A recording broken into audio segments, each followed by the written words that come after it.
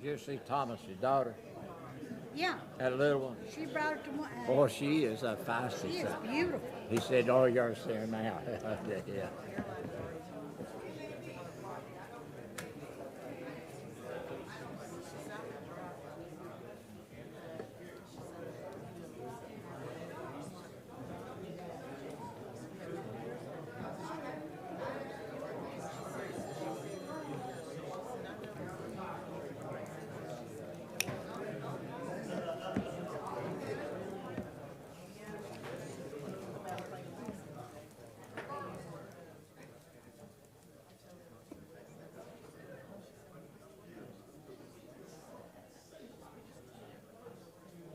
And that LaBelle wine.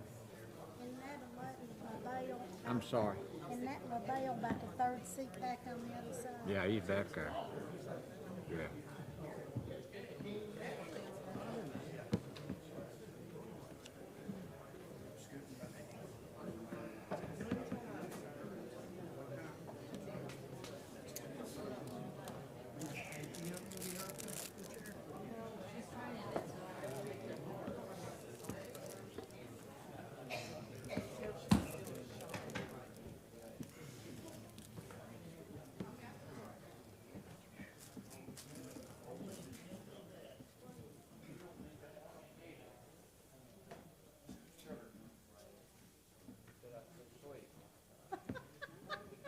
You definitely are. You definitely are. I had to butter up. She got me 2 of them white tomato plants out there. Hey, you're going to come out all right, 'cause that's pretty good.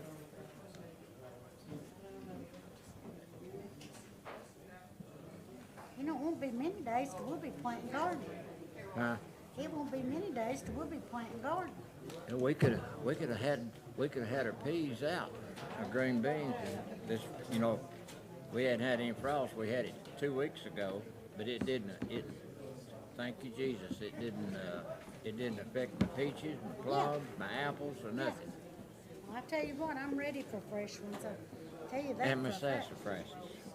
Oh, well, I am ready for fresh cucumbers, fresh tomatoes, and fresh green onions.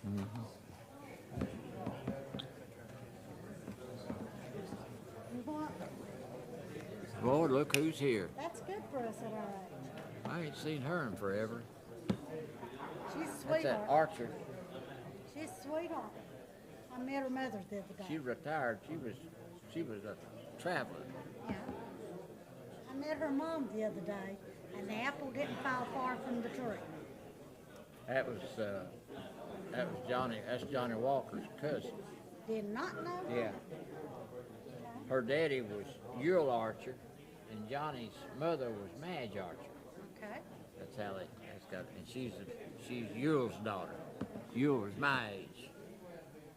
I think he was a year ahead of me in school. Things just get better with age, Huh? Wayne. Things just get better with age, Wayne. That's all I I'm don't gonna know say. about that. Well, we got better, right?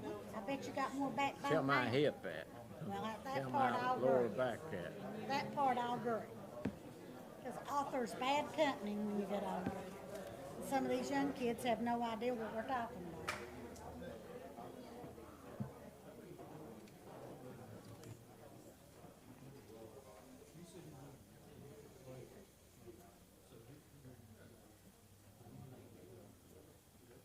Scotty, I'm just trying to get your attention.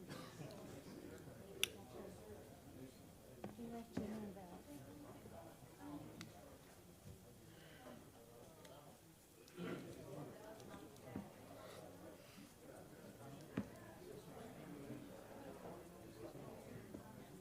That comes out favorite too. I'm anxious. I get to see him. Whose initials are these? RB. Chris. That's not Chris Ketchum. That's not Chris Katz either. RB. Who is it? I don't know. It's a good question. I'd like to know.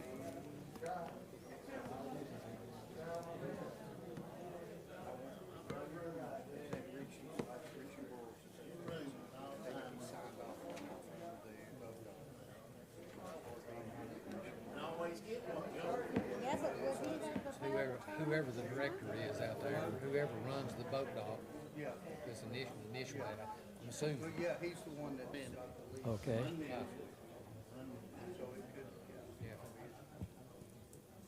You know, this indemnity thing, you know, when they brought that contract up here, any contract, So I may not be should here go through our attorney next to make sure month. it's right, rather than let a cowboy decide on it. That is cool. Or a buck. All rise.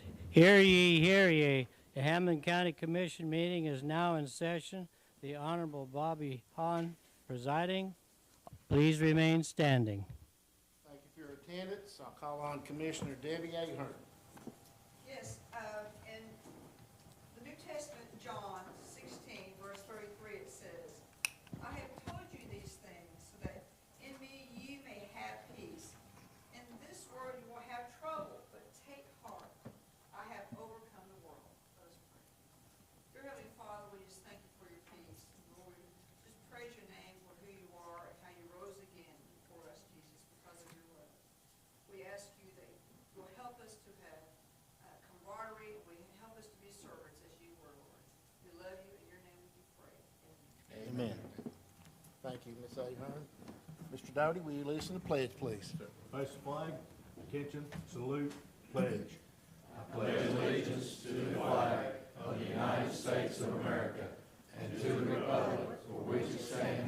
One nation, under God, indivisible, with liberty and justice for all.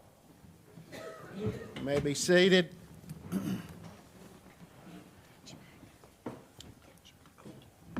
Good evening, everyone. Thank you for attending on this April 24th, 2025. Mr. Walker, will you get the sheet for us, please? Do want to remind everyone to please mute your phones.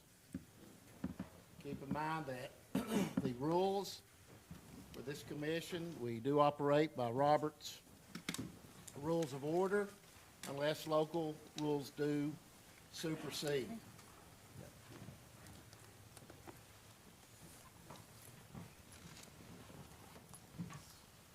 My thing's not working.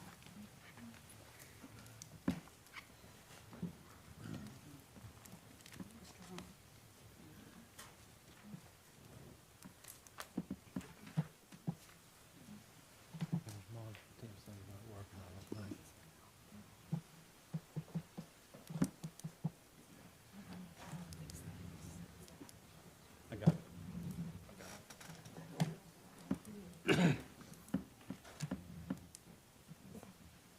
14 present. Okay, we have a quorum. We will begin. We'll start tonight. We do have one recognition.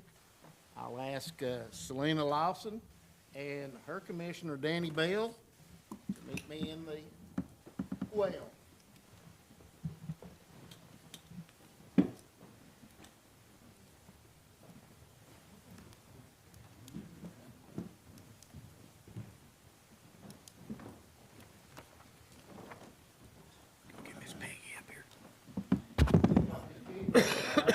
People's longevity around here. Forgot about Miss Peggy. Sorry. Excuse me. You sit there beside. Okay. Thank you, Ms. Henderson. We have with us Selena Lawson, who sits up here, and she's at work right now. Deputy Clerk and Passports, 25 years of service. Congratulations.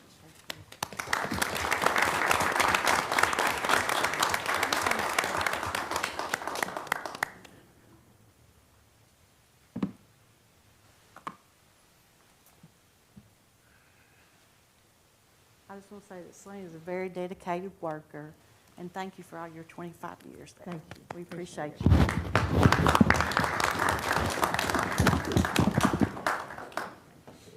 you, Selena.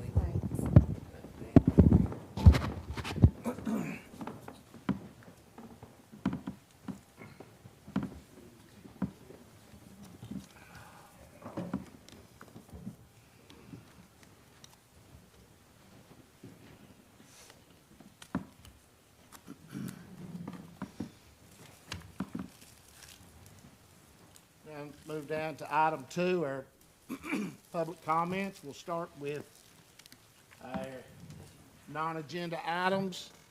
I do have one request for all commissioners and anyone speaking at the podium. Commissioners, if you'll lower your mics down and speak directly into them, and anyone that comes up to speak, the mic is real easy to readjust, so adjust it where it'll be comfortable for you. Anybody wanting to speak on non-agenda items?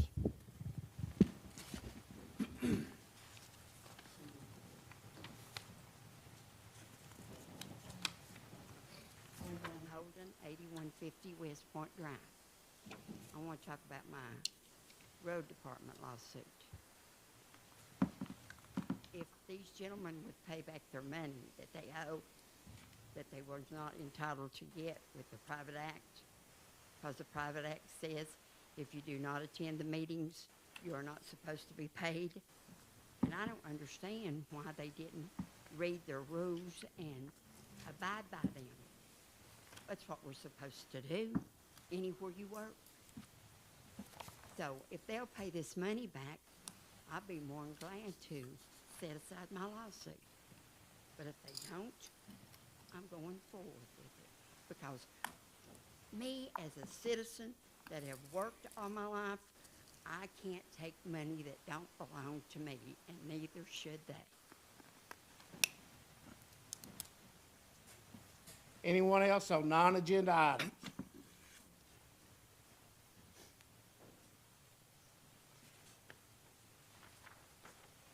Linda Noe, 2343 Joe Stevens Road. Like to add one thing to the comments beginning this meeting, that you operate by Robert's rules unless a local rule supersedes it. Actually, it would be also unless state law or the First Amendment and the Constitution supersede a local law or a local ruling. I would like to see you convene the Rules Committee again and look again at the rule regarding cameras, small cell phones, with no light, no noise, no waving around, but simply because someone would like to get a better view or only film portions, or for whatever reason. Let's quit being dictators and start trying to help and work with people and realize that being reasonable instead of being dictatorial is a far better way to operate. I would like to say one thing about a legal matter. I have a lawsuit that was filed about 4 hours ago or so, and it's regarding your opioid abatement committee, whoever's on that, and the meeting that they supposedly had on April 8th, and it's on your agenda tonight to vote on their recommendation to fund $20,000 to the Third Judicial Court Recovery Court Support Services. There's nothing wrong with that donation in itself, but it's the way it was handled. If there was no notice of that meeting, and that is my belief, or there was inadequate notice of that meeting, which I'm almost certain of, then that whole meeting was improper, illegal, and any action taken at that meeting is void. So, in my view, you cannot take up something that's already void. And I'm not saying they can't go back and fix it. I'm just saying you're big on these laws, and I keep hearing law, law, law. Well, The open meetings law has been on the books for 50 years. Thank you for your comments. You're very welcome. Anyone else on non-agenda items? Joseph Hahn, 1400 Shinbone Road. I want to share a story my father told me. It happened about 50 years ago or over. My father, Joe Frank Hahn, was a squire and elected to Hamblen County, which is now county commission, 50-some years ago.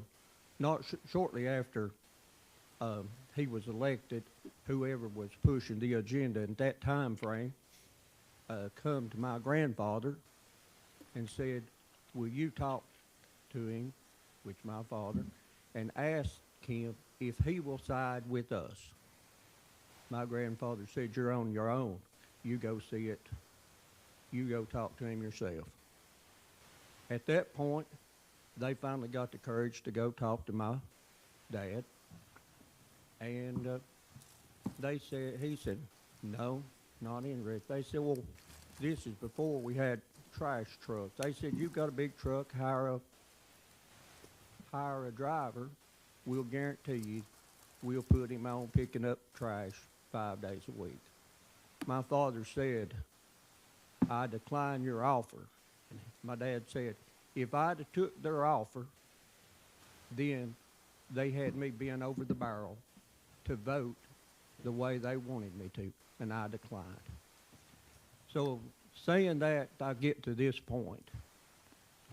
When you get to researching how many checks some of these commissioners are drawing off of Hamblen County, you'll see that it appears very well that they're being over the barrel to vote the agenda that whoever's pushing the agenda has going at this present times.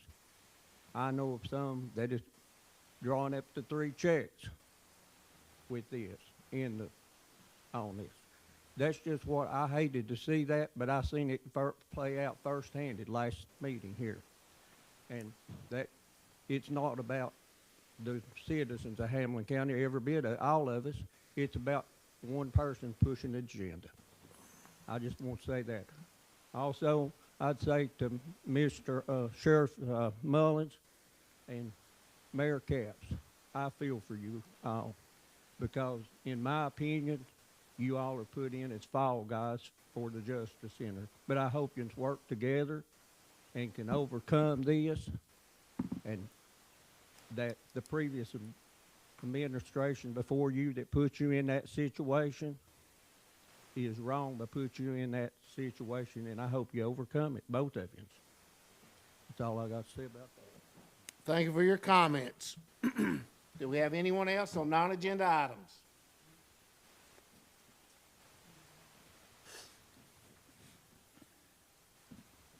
Sandra Marshall, 5111 Union Grove Road.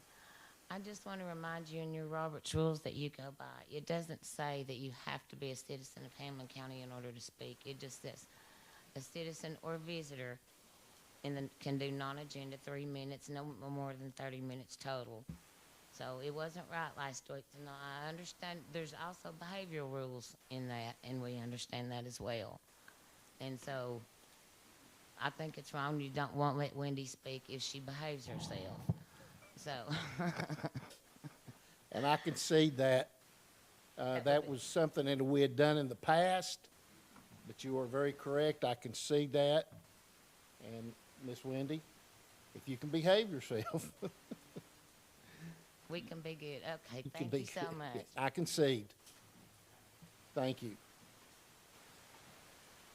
Anyone else on non-agenda items?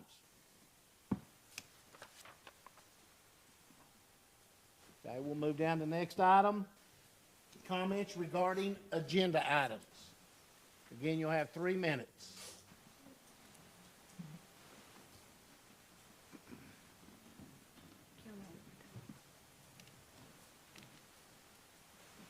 Wendy Ellis, 598 Repeto, and 405 Ellis Lane, Washburn.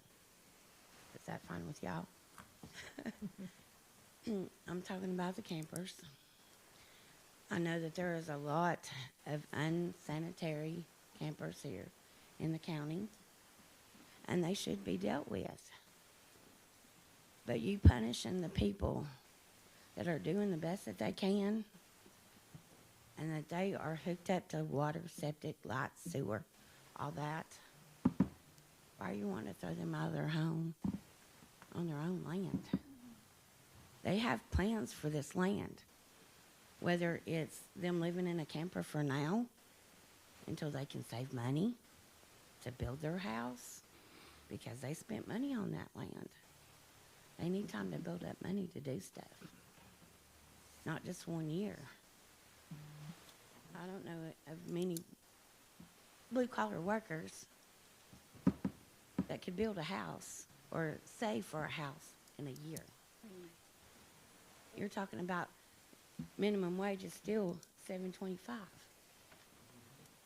If these people that owns these lands that are living as campers are still making minimum wage, how long do you think it's going to save up to buy them a $100,000 trailer that it costs us now? When back 15, 20, 30 years ago, it only costed $20,000. I know y'all have a nice house, a warm bed to sleep in, but you're wanting to kick people out of their beds on their own land that are trying to do right. Now, the ones that are unsanitary, do something about it. Call the EPA. They'll be down here tomorrow. We got to start thinking about, and I'm going to say it, what would Jesus do? I've told you that I've spent this last year because he has called me to do this. And to warn you, I'm not trying to threaten your all's Christianity. That's not what I meant, if y'all took it that way. I have been told by God to warn you that y'all are doing stuff and he's not liking it. And I'm obeying my Lord because I don't want to feel his wrath if I don't. Would you? Thank you. Thank you for your comments. Anyone else have items for the on the agenda?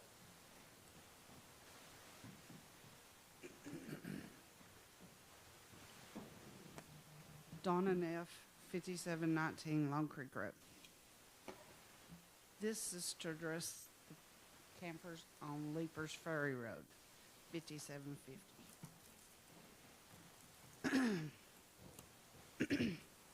It's a detrimental impact of excessive camper overcrowding on the property, compounded by the persistent and worsening draining issues.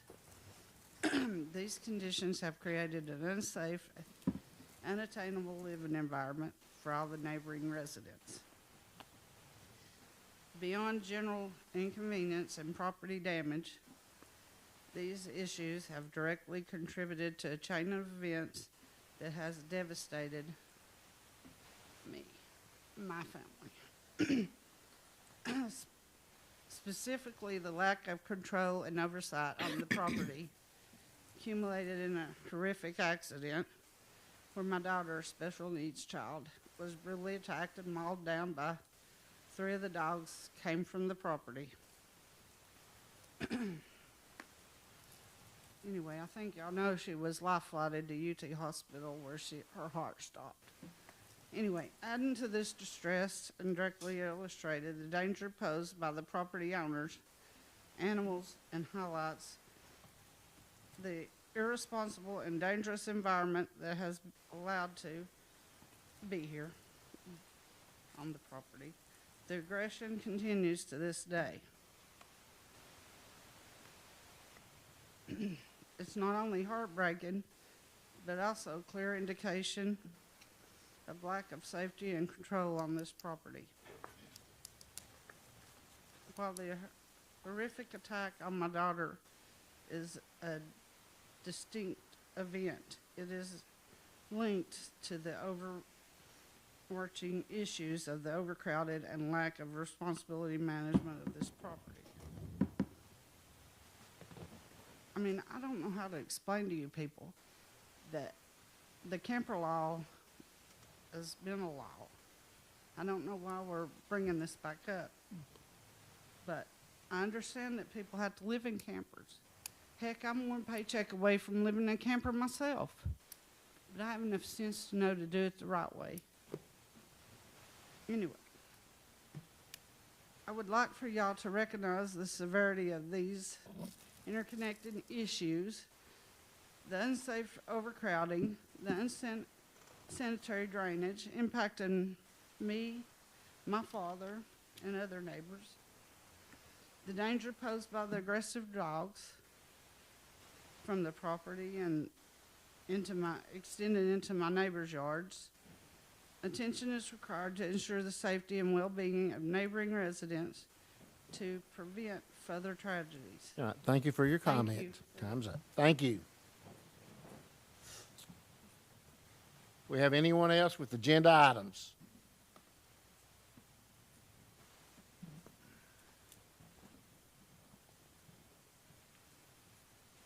Joseph Hahn, 1400 Shinbone Road, Russellville, Tennessee. Let's go down to these buildings and put lace and roofs and stuff on these buildings that's coming up.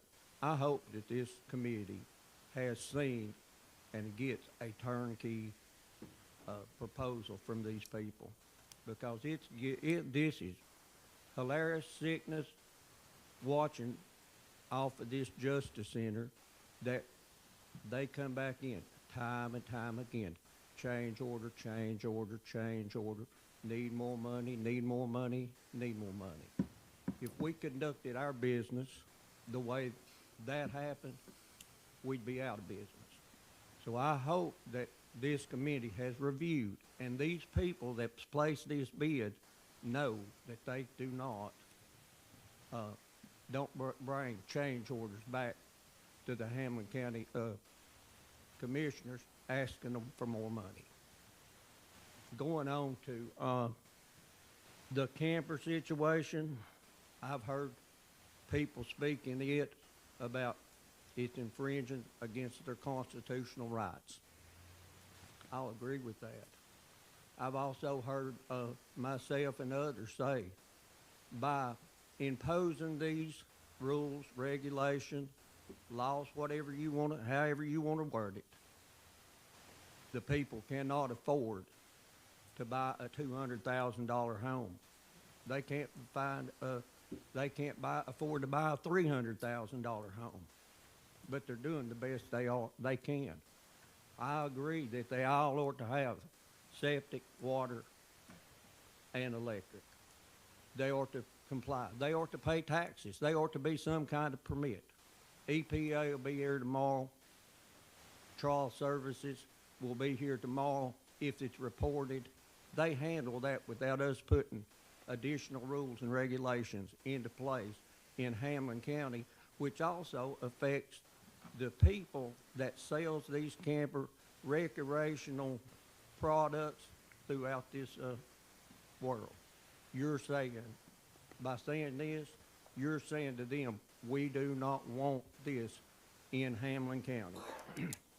Whether or not you like artificial intelligence or not, I don't know who keeps the planning board's website answer questions up.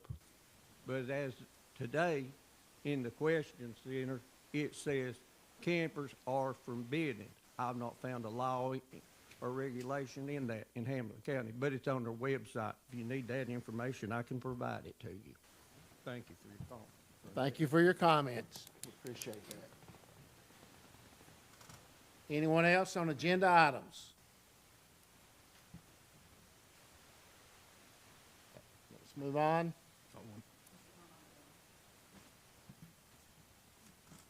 Linda 2343 Joe Stevens Road. I think what we're seeing and what I've been hearing for over a year now is, again, so many things are being brought up when the camper issue comes up. We're all concerned about safety, whether it's sanitary conditions, whether it's a dog issue, whatever it may be. But again, we get back to we need reasonable rules, and we need to realize and separate the issues. This dog issue should have been taken care of a long time ago, and not by the Planning Commission, but by animal control or law enforcement, whomever. This idea that there is just all this raw sewage out. If there is, it needs to be taken care of by a call or repeated calls. I hear that, they don't come out or they don't take care of it. Then keep picking up the phone, keep going higher and higher and higher. Nobody should have to live with raw sewage around. That's a given. But how do we take care of it? With reasonable rules and enforcement. We've been talking about 20 or 30 years we've had this camper regulation. Well, no wonder people have ignored it, or they don't know about it, number one. It wasn't enforced, so they were never told.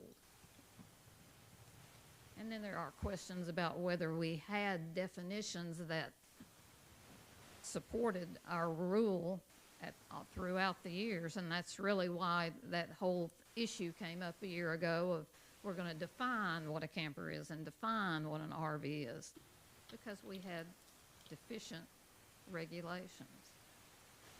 So when you look at it today, please think of the people who are doing the right thing, who are trying their best, and it may not be like you would like them to. I know we had a story last meeting about people, they're just not doing the right thing. And there are people that don't do the right thing. And when it affects someone else, we need to do something about it.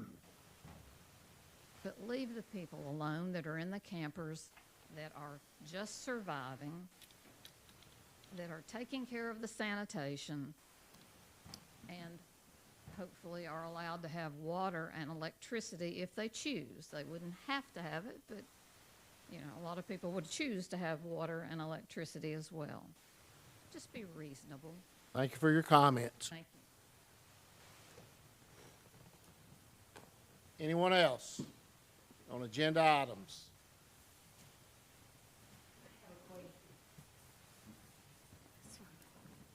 I didn't give my name and address, but I have a question.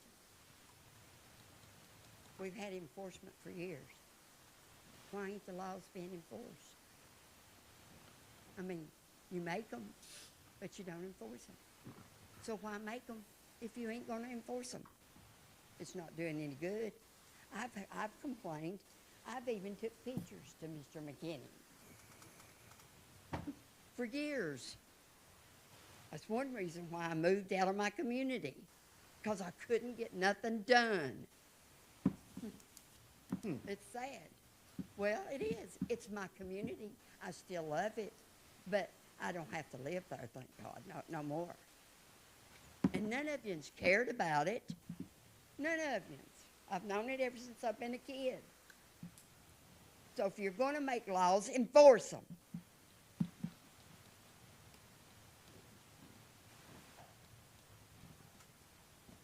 Anyone else on agenda items?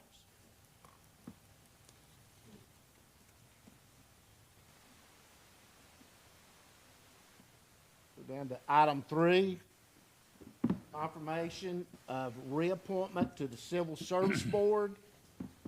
Commissioners, you have a memorandum, if you read over that, from the mayor, Mayor Cutshaw, and also Sheriff Mullins. And they are recommending the reappointment of David Beckner of Morristown to the County Civil Service Board for a term to expire in August 31st, 2028.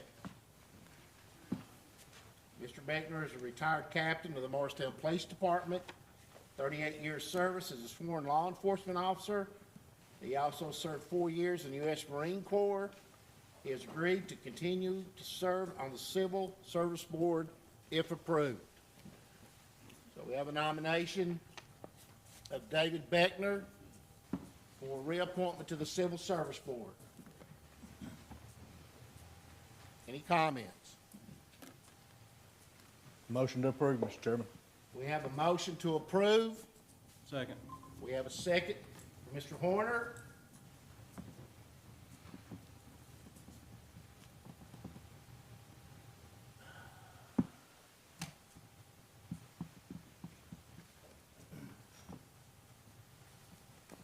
There's some technical difficulties. We'll vote on this in a second.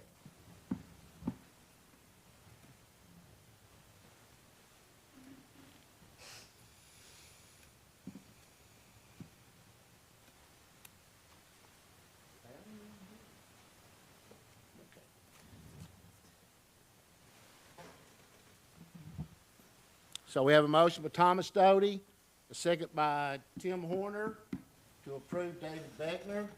Let's vote the motion.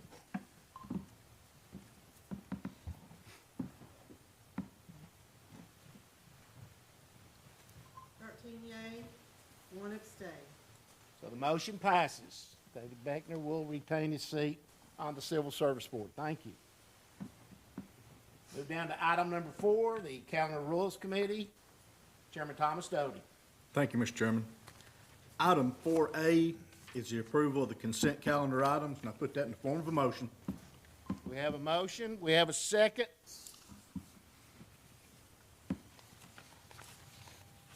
Any comments? Vote the motion.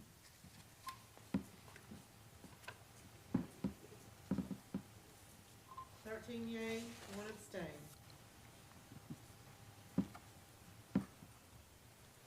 Item 4B is approval of the regular calendar items, and I put that in the form of a motion. We have a motion. We have a second. Any comments? Let's vote the motion.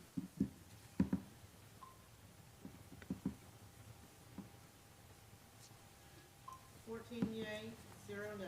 Motion passes. That's all I have, Mr. Chairman. Thank you, Chairman Doty.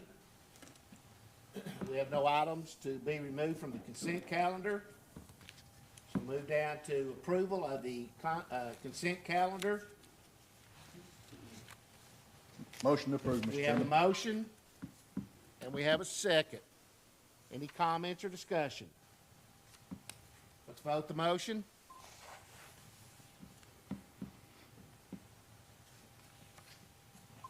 Yea, 0 nay. Motion passes. Moving down to item number 7, we will recess as the Hamblen County Legislative Body and open public hearing on Resolution 25-08, a resolution to amend the zoning map of Hamblen County, Tennessee by rezoning District 05, Tax Map 48, Parcel 066.01, Maple Valley Road, Morristown, Tennessee, 37814, from A1 to I1. We'll now close the public hearing, reconvene as the Hamblen County Legislative Body. Oh, okay. I thought you said something. I'm sorry. Rezoning resolution, Resolution 25-08, a resolution to amend the zoning map of Hamblen County, Tennessee by rezoning District 05, Tax Map 48, Parcel 066.01, Maple Valley Road, Morristown, Tennessee, 37814, from A1 to I1. We need a motion. Motion to approve, Mr. Chairman. Motion, Mr. Doty. We have a second, Ms. Ahern. Any discussion on this? Let's vote the motion.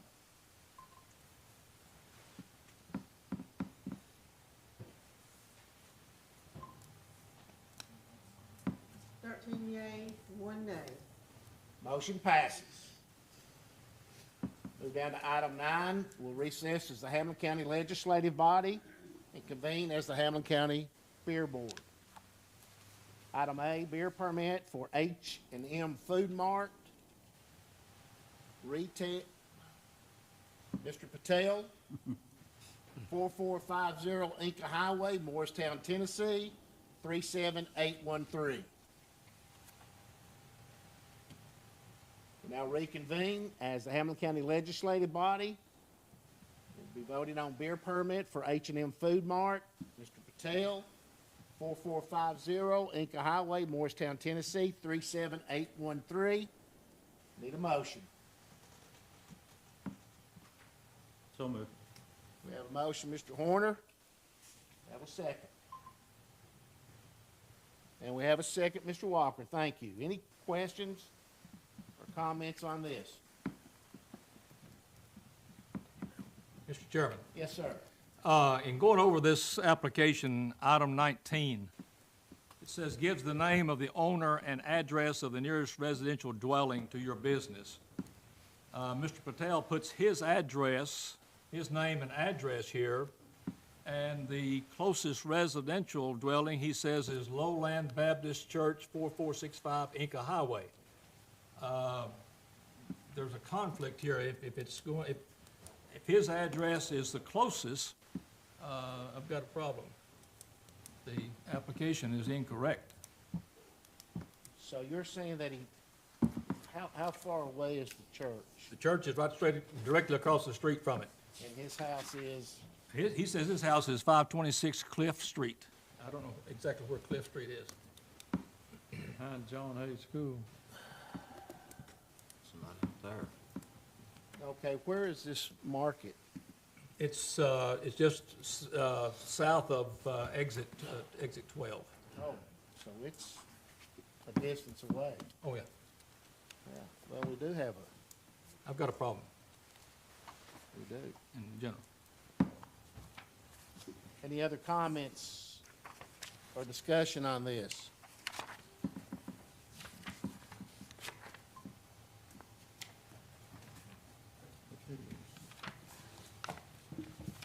Anyone wish to speak? Mr. Chairman, I'd recommend that we table this until we get the application filled out correctly. Okay, we need to withdraw our motion and second. Yes. Okay, Mr. Walker, Mr. Horner, do you withdraw your motion? Yes.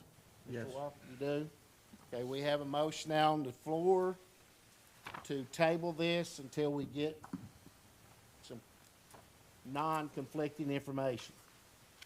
And we have a motion from Mr. Long. Do we have a second? Second. Mr. Horner? Oh, Mr. Reed. Mr. Reed, there you are. So we have a motion, a second. Anyone else have anything they want to say about this? Okay, we'll have to vote this off the board. Clerk? Debbie Ahern? Are we voting, I want to vote yes to table it, To is that table it, correct? yes, to table it, yes. Danny Bell? Yes. Thomas Doty? Yes. Edna Green? Yes. Stan Harble? Yes. Bobby Hahn? Yes. Tim Horner? Yes. Joe Huntsman? Yes. Peggy Howe? Yes. Rodney Long? Yes. Mike Reed? Yes. Mike Richardson? Yes. Wayne Neesmith? Yes. Kyle Walker? Yes. Unanimous, 14. Motion passes. This is tabled till we get further non-conflicting information. Mr. Bell, thank you very much. Move down to item 11, the Justice Center Public Safety Committee. I'll call on Chairman Tim Horner. Thank you, Mr. Chairman. Item 11A, the Construction Change Directive, number 2, and I put that in the form of a motion. We have a motion.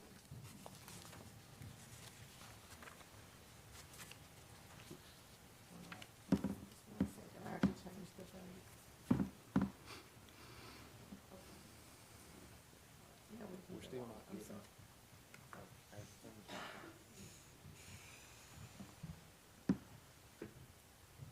What I do is go against the wall. I don't know if that'll work. I'm sorry, who made the motion on, Mr. Horner. okay. Okay, there it is. Okay, we have a motion, we have a second. Very good. Have any discussion? Okay, we'll vote the motion. Oh, wait a minute, excuse me, I'm sorry, Ms. Howell. Thank you, sir. I was out on, oh golly, Silver City Road, and I was noticing that school buses go on that road, and the drop-off is a heck of a lot more than this $20,000 issue. And it just kind of grated me that we have school buses and all kinds of traffic going much faster than they'll go around our jail. And kind of astonished that we're, you know, I understand it might not look great.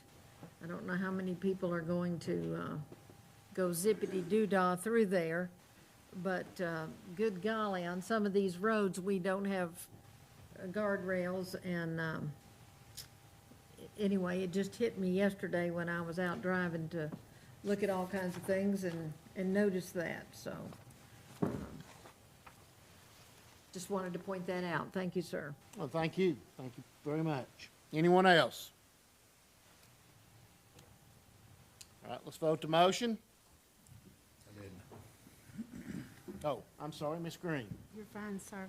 I'd just like to reiterate that we still need the report from the contract attorney to know where we stand. This is an additional amount of money, and I'm like some of our taxpayers, I'm tired of seeing them come with a change order for more money. Back when I was campaigning for this seat, I was told by one of the guys that ran for the clerk's job that that's the way you made your money. You bid it, and then you've done a change order to add more money to it. So it's about time we ask for accountability, sir. Okay, I think Mr. Dowater addressed that when he was here last. That time is coming. Hope it gets here soon. I'm sorry? Hope it gets here soon. Yes, ma'am. It's long overdue. Got through with it. Yep. Anyone else? All right, let's vote the motion.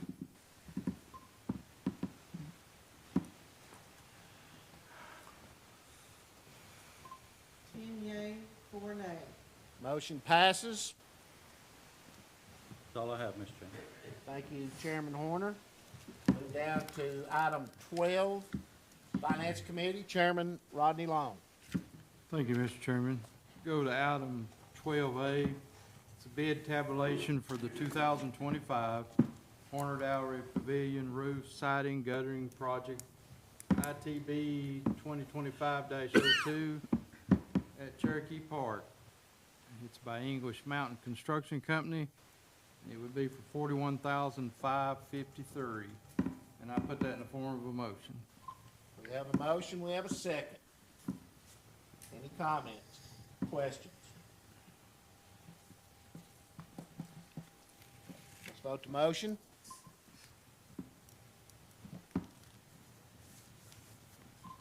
Yea, 0 nay. Motion passes.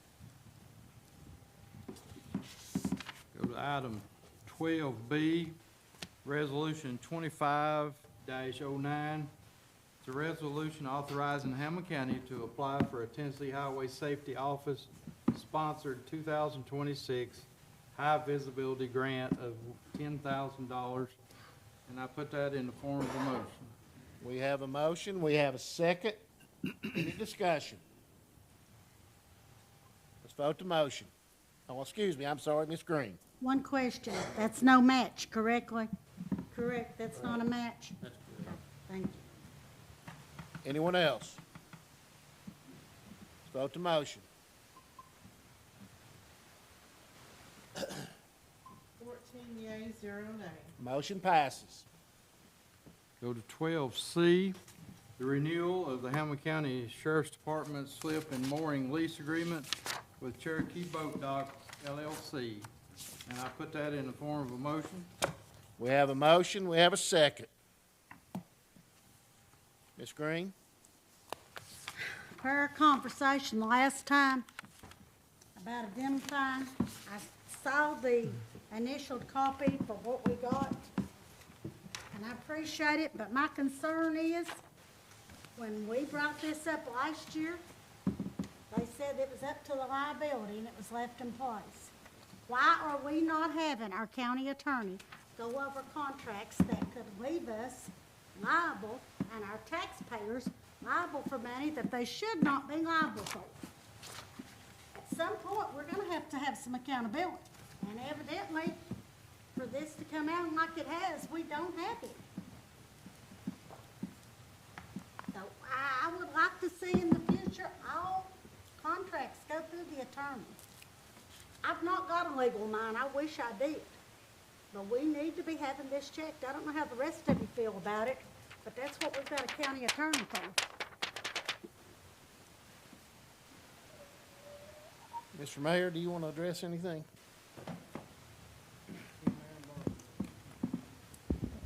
The county attorney has looked at it since. It was an oversight. It was taken care of last year. We moved through. Everybody in this body voted for last year. It basically the same thing, but this year to satisfy the request, which was right to request that, this indemnity clause does not apply to Hamblen County or any of its offices, including the Hamblen County Sheriff's Department. We feel that that will be added moving forward.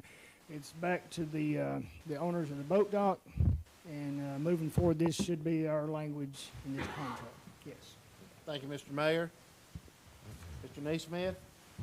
In saying that, it was an error that it didn't happen, but I think we should some way set it, any contract that holds our county liable, that goes direct to our attorney and let him make a decision. I'm a cowboy, I can't make that decision. It shouldn't come to me to make a decision. We should listen to what our attorneys have to say. We agree, Mr. Neesmith, Any absolutely. contract. Yes, sir. Okay. And we've done that. This was an oversight because we had passed it last year. It was an oversight, and the fact that we assumed it was the same thing that we done last year. That was an oversight. We've taken care of that mistake. Any other questions? Ms. Green? I'd like to point out that that oversight was brought up last year, but it was let go on through. Okay, it's been corrected. Ma'am, we corrected that last year and voted on it in this body. It was not put in the contract. Forgive us for that. I'm trying to tell you, we made a mistake, and we now have it in the contract moving forward. Thank you. Anyone else? Let's vote the motion.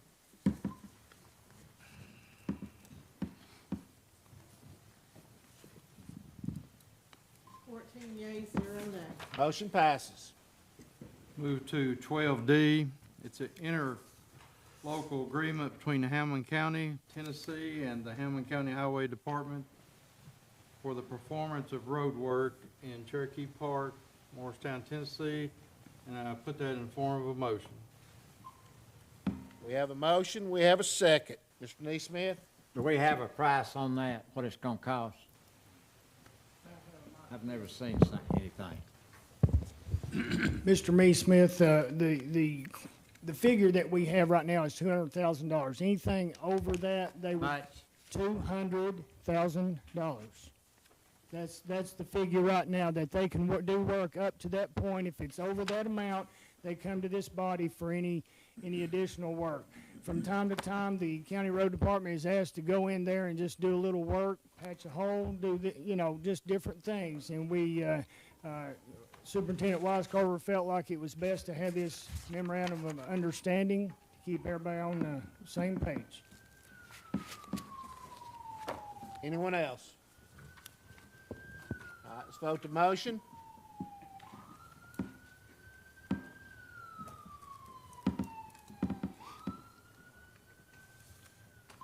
Yea, 1 nay. Motion passes. 12E is the Hamblen County proposed spring paving road list that was presented last Monday. I put that in the form of a motion. Okay, we have a motion. Okay. We have a motion, Mr. Long. Do we have a second? We're going to have to do this off the board. Second. Have a second, Mr. Bell. Any questions? Okay. Madam Clerk? Debbie Ahart? Yes. Danny Bell? Yes. Thomas Doty? Yes. Edna Green? Yes. Stan Harville? Yes. Bobby Pond? Yes. Tim Corner? Yes. Joe Huntsman? Yes. Peggy Powell? Yes. Rodney Long? Yes. Mike Reed? Yes. Mike Richardson? Yes. Wayne Neesmith? No. Kyle Walker? Yes. Motion passes. 12F, the Opiate Abatement Committee funding recommendation. That is for the 3rd Judiciary District Recovery Court Support Services. And that would be an amount of $20,000, and I do put that in the form of a motion. We have a motion, we have a second. Do we have any discussion or question? Ms. Green? Thank you, Commissioner Hahn. Chairman Hahn, my apologies for the incorrect title. From what Ms. Trish sent me, this meeting had no public notice. Therefore, it would be invalid. I would think there would be others that would be interested in that as well. And I can't see rectifying it by voting on it when I am sure there was a lawsuit filed on it this morning. Because technically, we will have no jurisdiction. That'll be up to the courts if I understand correctly what happened with the road commission deal when we were talking about that. So I don't see this, and all meetings should have public notice. We need to abide by that law, as it's done been brought out by several citizens today. That's been on the books for years. We just need to abide by the rules. Mr. Mayor, will you address that? I understand we are being served on a lawsuit on this one, but I do have a couple of comments as far as if this body makes any recommendations and moves forward, and it's determined that's what's happened. I think it was already owned up that a mistake was made in this regard. I can't comment that. Former Mayor Britton, he first had the sole authority to make recommendations to this body on how to spend opioid abatement money. He had the sole authority. He thought it was best to form this committee and make recommendations. This body has voted on every recommendation and passed every recommendation that's been brought from that committee. The latest one of the latest ones is in your packet. And the question was brought up, who your committee members are on this. Well, it's a matter of record, and if you'd read your packets, you would know this. It's already there. And I didn't feel that it was time to waste and provide committee members when it's there before you. It's in the minutes. That said, moving forward, we'll just have to see how this works out with the lawsuit. I had more to tell tonight, but since we're under lawsuit, I've been advised to keep it to myself. Thank you, Mr. Mayor. Anyone else? Ms. Howell? Yes, sir, thank you. We had a glitch with the beer board, and so it's gone back to be cleared up. I would think that this is a glitch, and this can be cleared up, and we certainly do not enjoy nor need another lawsuit. And if holding this for a little bit would clear that up and serve both, why not? Thank you. Ma'am, we're under lawsuit. We're already under suit. A mistake's been made. All I'm saying is if this body were to move forward and there is an issue, it can reverse that action by ratifying any actions that's been done by this committee. Okay, they can do that. This body can make a motion to accept all motion or all recommendations that this body's already voted on and ratify those. So it's not like, it's not a nefarious idea that's going on. Okay, this body has been a part, this commission has been a part of any money that was given to us. By the way, it's not taxpayer money that came in, it was settlement money. You understand it? I mean, it's not taxpayer money. Right. However, we're under guidelines of how we can use some of that money. This body has approved every penny that's been used. Thank you. Thank you, Mr. Mayor. Let me make one comment to what Mr. Mayor, this is not taxpayer money. This money came from the pharmaceutical companies during the lawsuit.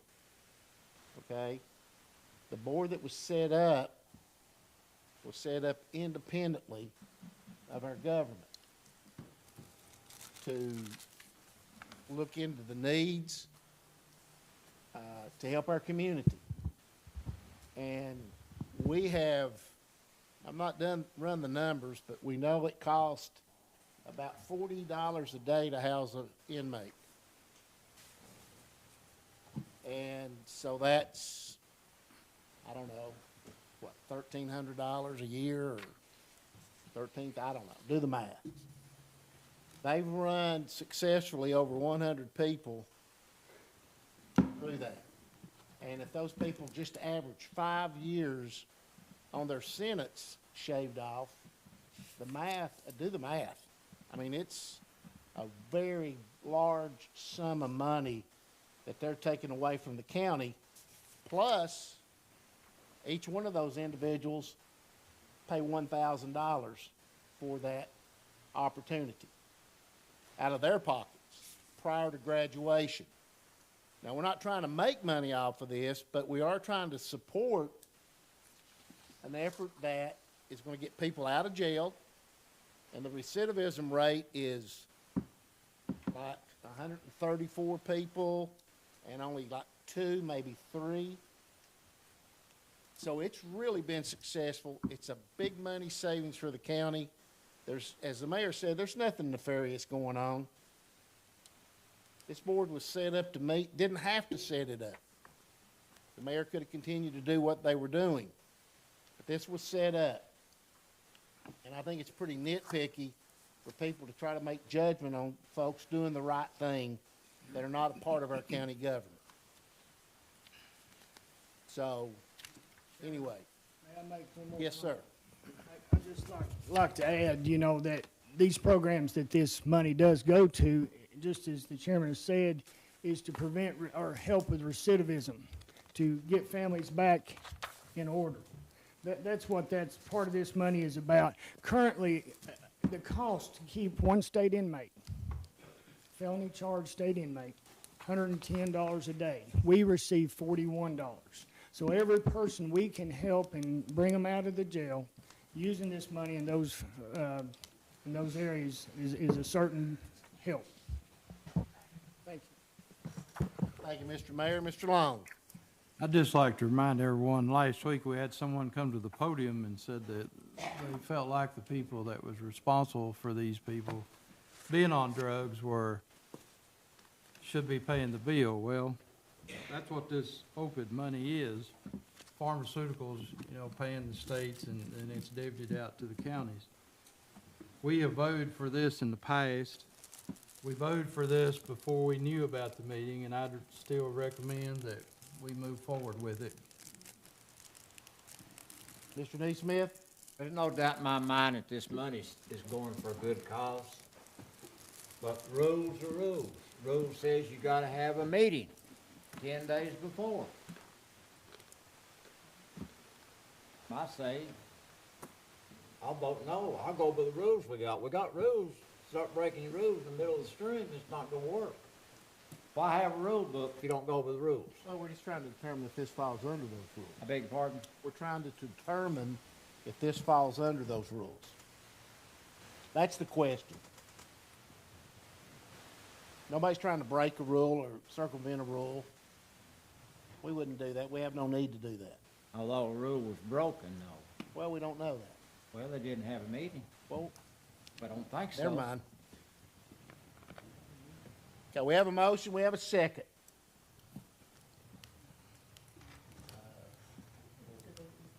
We're gonna have to vote this off the board also, because of technical difficulties.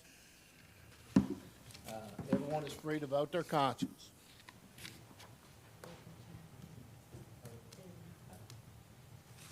Ms. Green?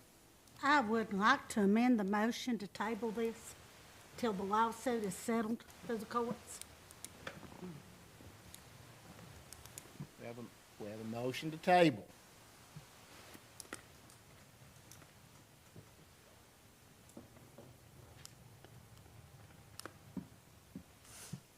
Dies because of a second. We'll move forward. Madam Clerk, call the roll, or call the vote. Wayne? I don't think it's gonna do us any good to table it. They need that money now. but there's a way to go get that money, and that's go by the rules to get it. You table it, fight for a lawsuit, that could be 6 months down the road before that lawsuit takes effect. It could be a year. Who knows how long it's gonna be? They need that money now. But they need to come back. I don't know how to have a meeting now on it. Okay, let's move forward. Mr. Chairman? Mr. Warner? Can we get counsel? Yes, sir. Here's, I've been over here biting my tongue, got 3 or 4 holes in it. Ask him if he'll speak from the podium, please. What I understand has been filed is a suit alleging a violation of the Open Meetings Act, okay? The law on the book says if you take action in violation of that act, that action is void, just as Ms. Noe said in her comment earlier, okay? That can be remedied. She pointed out that it can be remedied. They can have another meeting, we can have it properly noticed, they can have a meeting, they can do exactly what they did before without the noticed meeting. I think it's ironic that Mr. Britton formed a committee when he had no need to, but he did. And they had a meeting, and apparently it's alleged that it wasn't properly noticed. And so I would suggest that this can be remedied very quickly, hopefully make this lawsuit go away, to publicly notice a meeting, have a proper notice, have a proper meeting, have a proper recommendation, have a proper vote by this body to accept it. And if it's 30 days, it's 30 days. I don't know what the time frame would be. We thank you for your advice. Mr. Capps, thank you. So that brings us back to where we're at now. We have a motion and a second. Ms. Green. I would be happy to withdraw my motion, Chairman, for what he said, and I agree with what he was saying, okay? Ms. Ahern? I'll be quite honest, I'm very confused in what we're voting for right now. I think we're voting for what Mr. Long said, that we're going to accept this and we're going to move on. Yes. Because I'm getting ready to vote, I want to make sure I'm clear of the understanding, because there have been several Well, we had a things motion mentioned. to table. There wasn't a second, so it died without a second. So right now, the motion on the floor to be voted on is exactly what Mr. Long had read. Okay? Ms. Howell? Yes, sir, thank you. I would just suggest that we go along with what our county attorney just told us. We could put it off and put the notice in the paper the next day and have the meeting and in 10 days, and then, golly, we'll be back and vote it in. We don't want them to be without the money. What we want is to follow the rules. Thank you, sir. I appreciate that. Mr. Doty? Was that a motion, Ms. Howell? Yes, sir, it was. I will second her motion. I don't My know what her comments. motion, please restate your motion, Ms. Howell. Yes, yeah, help me restate Was my to vote. follow the recommendation of the county County attorney. attorney. To table the motion? No, to, To hold it, would you say it in abeyance, Mr. Capps? I'm sorry. To hold this in abeyance or to table? What would be the correct term? I would say that, if a motion has been made, it can either be tabled or you can vote to withdraw the motion, either way. But it needs to be, if you don't want to have a vote, you can table it until proper notice and proper meeting set and proper votes. So we have a motion withdraw. to table, and we have a second for Mr. Doty. Table the motion Until what time, as we can have it until noticed? such time as we have all the Proper i's notice. dotted and t's crossed. Okay. Okay? So, what do we do on our original motion? Withdraw.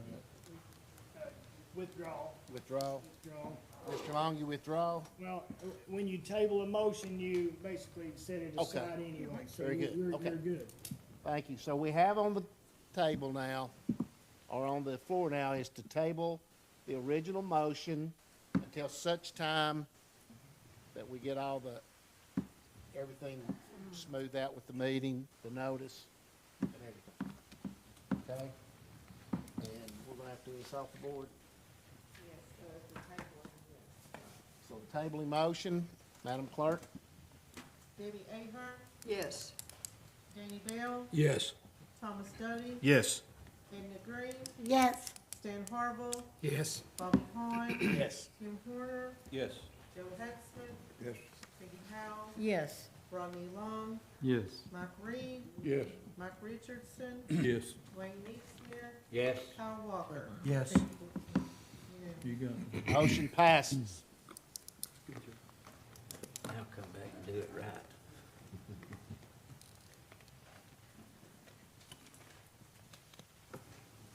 Ready to move forward? Go to 12G, be the construction bids for the health department. And I put that in the form of a motion. We have a motion, we have a second. Any discussion?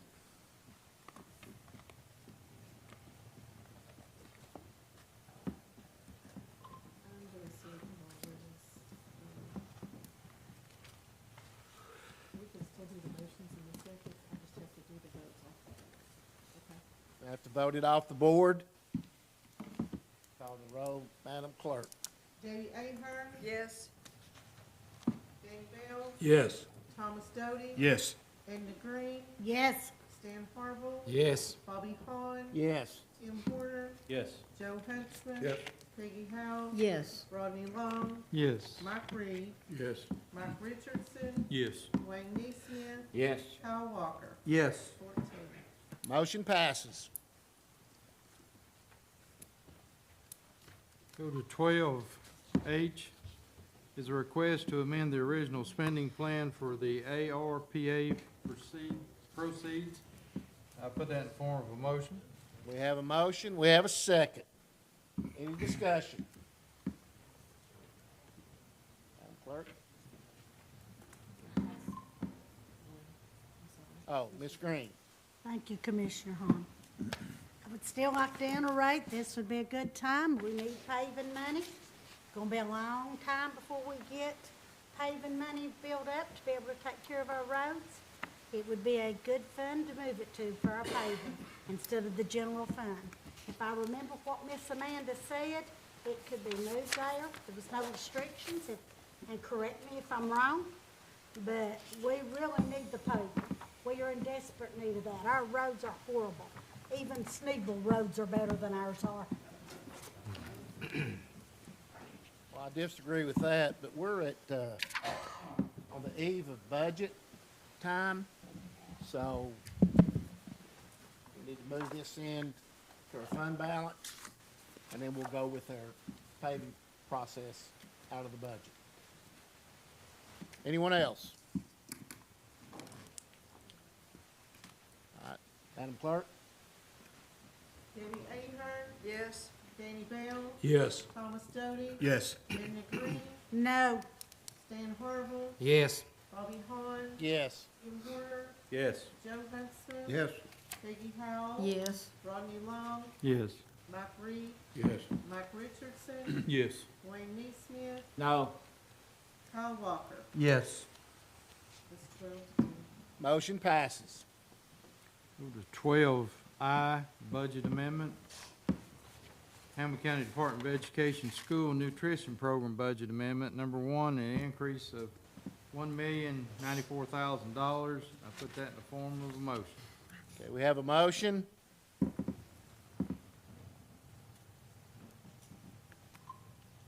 And we have a second. Any questions? Vote to motion?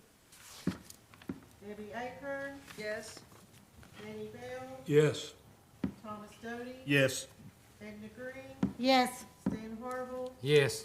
Bobby Hahn? Yes. Tim Horner? Yes. Joe Huntsman? Yes. Peggy Howell? Yes. Rodney Long? Yes. Mike Reed? Yes. Mike Richardson? Yes. Wayne Neesmith? Yes. Kyle Walker? Yes. 14. Motion passes. Go to I, number two, is the Hamblen County Department of Education budget amendment. Number six, the increase of $13,000, and I put that in the form of a motion. We have a motion, we have a second. Any discussion? Vote the motion. Debbie Ahern, Yes. Danny Bell, Yes. Thomas Doty. Yes. Edna Green, Yes. Stan Harble. Yes. Bobby Hahn, Yes. Tim Horner, Yes. Joe Huntsman. Yes. Peggy Howe, Yes. Rodney Long, Yes. Mike Reed, Yes. Mike Richardson, Yes. Wayne Neesmith, Yes. Kyle Walker. Yes. 14. Motion passes. I, number 3, the Hamblen County Department of Education budget amendment number 7 with the increase of $415,949.15. And I put that in the form of a motion. We have a motion. And we have a second. Any discussion? Madam Clerk? Roll. Debbie Ahern, Yes. Danny Bell, Yes. Thomas Doty, Yes. Edna Green, Yes. Stan Harble, Yes. Bobby Hahn, Yes. Tim Horner, Yes. Joe Huntsman, Yes. Peggy Howe, yes. Rodney Long, Yes. Mike Reed, Yes. Mike Richardson, Yes. Wayne Neesmith, Yes. Kyle Walker. Yes. 14. Motion passes. Go to I-4, Fund 101, and miscellaneous with the county mayor's office of $100,000, and I put that in the form of a motion. We have a motion. We have a second. Any discussion? Ms. Howell? Yes, sir, thank you. So I'm guessing this is the one with the broadband ready community grant, 100,000. That's right, that's it? Okay, thank you, sir. Thank you, Ms. Howell. Anyone else? Let's call the roll. Debbie Ahern, Yes. Danny Bell, Yes. Thomas Doty, Yes. Edna Green, Yes. Stan Harble, Yes. Bobby Hahn, Yes. Tim Horner, Yes. Joe Huntsman, Yes. Peggy Howe, yes.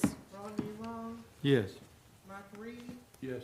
Mike Richardson, Yes. Wayne Neesmith, Yes. Kyle Walker. Yes. 14. Motion passes. Go to I-5, Fund 101, the Parks and Fire Board, $37,800, and I put that in the form of a motion. Okay, we have a motion.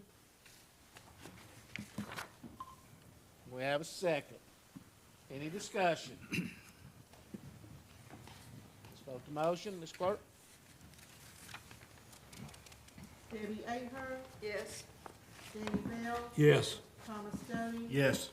Edna Green, Yes. Stan Harble, Yes. Bobby Hahn, Yes. Tim Horner, Yes. Joe Huntsman, Yes. Peggy Howe, yes. Rodney Long, Yes. Mike Reed, Yes. Mike Richardson, Yes. Wayne Neesmith, Yes. Kyle Walker. Yes. 14. Motion passes.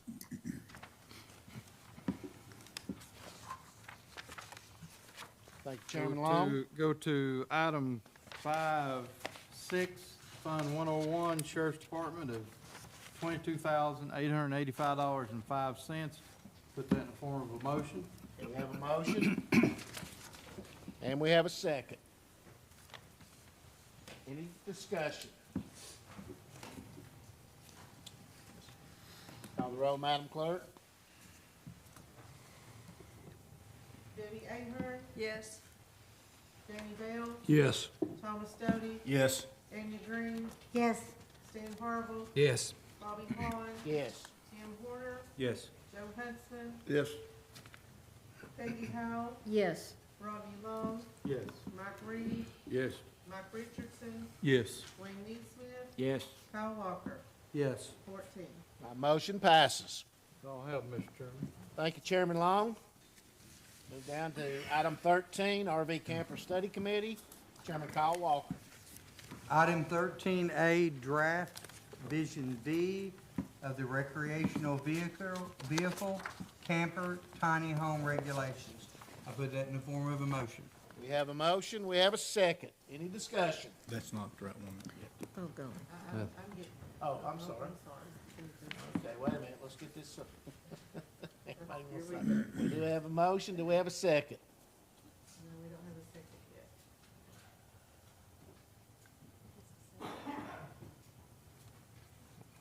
Still looking for a second. There it is. Thank you. We have a second. Ms. Howell? Yes, sir, thank you. I just am pretty well convinced that a lot of camper issues could be taken care of with a codes officer. If, it sure works in the city.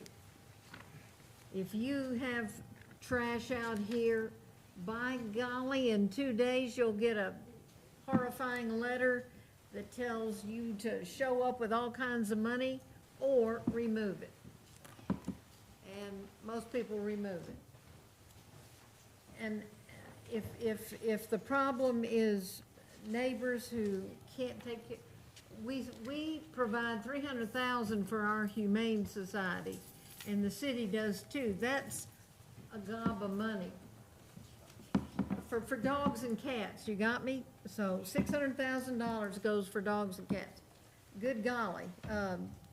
I would think we could, we need an officer we need somebody to come and get the bad dogs.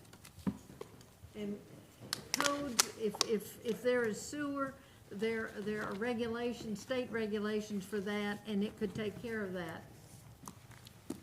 And I just feel like maybe there's no maybe about it. We've let it go on, and I feel like that if we, what would you say, set the dogs on, if we got codes officers after this, there would be a lot of citizens who are doing everything right could continue, and those who aren't would have to come up with a plan B. Now, I went by a setting yesterday that, golly, there were 3 campers and a mess, and I can understand how neighbors would be, I would be irate. And it is a problem, but I feel like we're stepping into somebody's property and saying, this is how you need to live. And that might be, what have we been hearing, overreach. But to take care of a lot of the issues, if we can spend $600,000 or us $300 in the city $300 and get, if we could get a codes officer who would go out every day and check on the ones that are not picking up the trash, who don't have the sewer, running the plug from who knows wheresville, it would probably take care of a lot of the issues. Thank you, sir. Thank you for your comments, Ms. Howell. Ms. Green. Thank you. First of all, I agree with Mr. Doty. This is overreach. Second of all, lady brought up the concept of the dogs. We have animal control. Why aren't they doing their job? To be brutally honest, if they had attacked my child and I had my pistol in my pocket, I'd have dropped the dog. And I wouldn't have hesitated, whether it was my child or my grandchild. But animal control should have taken care of this. They need to do their job. Now, as far as campers and sewage, there are ways to take care of sewage. Miss Howe and I had a long conversation, and I was raised as poor as anybody in here. We didn't get water till I got to high school, inside the house. But we still took our baths in a wash tub. We still cooked, cleaned, and took care of things. But we had outdoor facilities. If they take care of their sewage, they can haul in water, folks.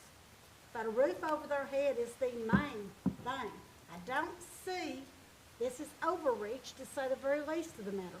We do not have a 6.13 section in our regulations at all. And I went to look before this meeting today, and I thought possibly we did when I went to reading the references. This is a whole new section that we didn't have before, according to what I was told. Now, I don't see a need for it. We don't have a problem if they just do their job. If we have a problem with the dogs, let animal control take care of it. If where they're at, they're not able to take care of it, pink slip them and get somebody that will take care of it. If codes enforcement needs to step in and there's a problem otherwise, let them do their job. If you need extra help, hire 'em. I don't see why we cannot handle a problem instead of making an additional problem with overreach, because if you start on this, you may get into the same thing they got into years ago, saying that grass could not get so high around farm machinery. And I was one of the lucky recipients of that citation. And they found out it was illegal and they could not Okay. do it. Just a minute, please, sir. Let me finish what I was saying. I know you believe in Robert's Rules of Order, but years ago, they tried this. They decided that it was illegal and they couldn't do it. We need to step carefully. Mr. Doty. Thank you, Mr. Chairman. I've been the most vocal one on this from minute one. I've asked numerous times for it to be passed, but we could just hook them up properly and let people live their life on their property. It's been said that there's a two-year waiting list to get into public housing. What if the people that own that property don't want to live in public housing? They purchased property. They purchased it for their own use, for their own enjoyment, for their own betterment. Who are we to say what's better for them and what's not? Yes, there was a situation that was brought up in our last meeting about some children running around in raw sewage and such. I can promise you, with the DHS background that I live in on a daily basis, my wife being over juvenile, if DHS, DCS, or any of those agencies had been called to this, those children would have been removed at that moment. Had nothing to do with the house. There's built structures out there, as one person told me, in a neighborhood that runs a water hose out their window with a funnel on the inside to urinate in. And so it's nothing to do with a camper. We don't need to hurt the people that are trying to live right on their own property and enjoy what's theirs. But past the living in a camper, the storage regulations is just, to me, is ridiculous. I've asked, I've begged, and I ask you all again to vote no on this, because we don't need to be telling people how they can store their campers and where they can store them. It said you can't store more than 2. I understand. They can't store more than 2. But who are we to tell them they can't? Are we gonna tell them that they can't store horse trailers, cattle trailers? We're not saying at a residence, we're saying on any property, they can't have but 2. So they can't have them at their barn and have more than 2? I just think it's way overreach, and again, I ask you all to vote no on this, because I don't feel our county needs it. Mr. Harville? Thank you, Mr. Chairman. Mr. Chairman, I'd like to put a motion on the floor to separate sections on storage, which is Section A, and the permanent living sections, B through D, that we vote on those separately. I second that.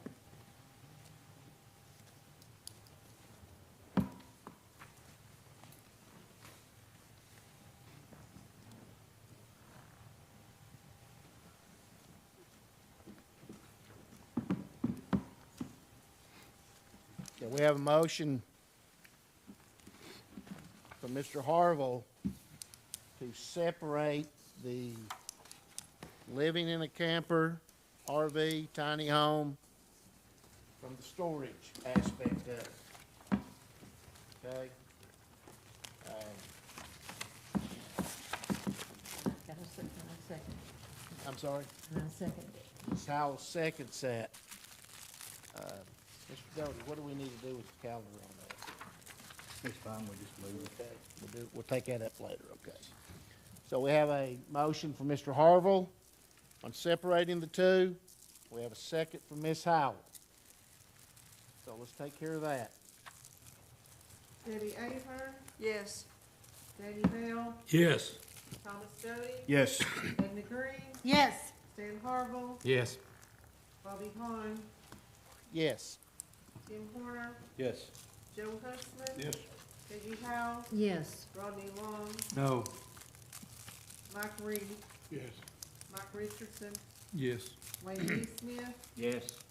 Kyle Walker, No. 12 to 2. Motion does pass. We'll separate the two. I'm hearing a lot of the word overreach. I've heard it. And I know what overreach means. Let me just say this. I'm getting people saying, okay, we need to do this. We need to make them clean up their sewage. We need to make them do this. When they moved their camper on there, they knew it was not permissible. Or should have. I think I've heard the term ignorance of the law is no excuse. But where do we draw the line on the overreach? Where do you draw that line? You know, we don't have any clear-cut definition of where the line is. And I understand in theory, but in practice, I don't know where you draw the line. I don't know where you can say you got to put sewage in, septic tank in, and I've said this before, that's going to cost a ton of money to put a septic tank in, fill line in, and that's if the land perks, if it's approved. We had somebody say, well, they can put an outdoor toilet in. Well, the same thing applies. The land has to perk.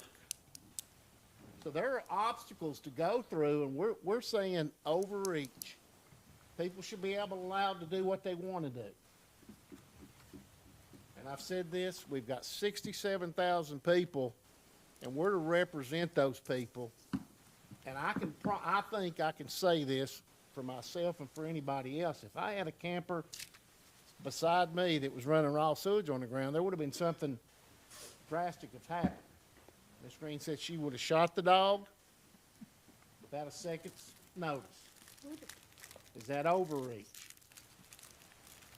So when we use that term overreach, and we talk about reasonable measures, I don't know that there's a definition, a clear line, that we can get 14 people to agree where you draw that line.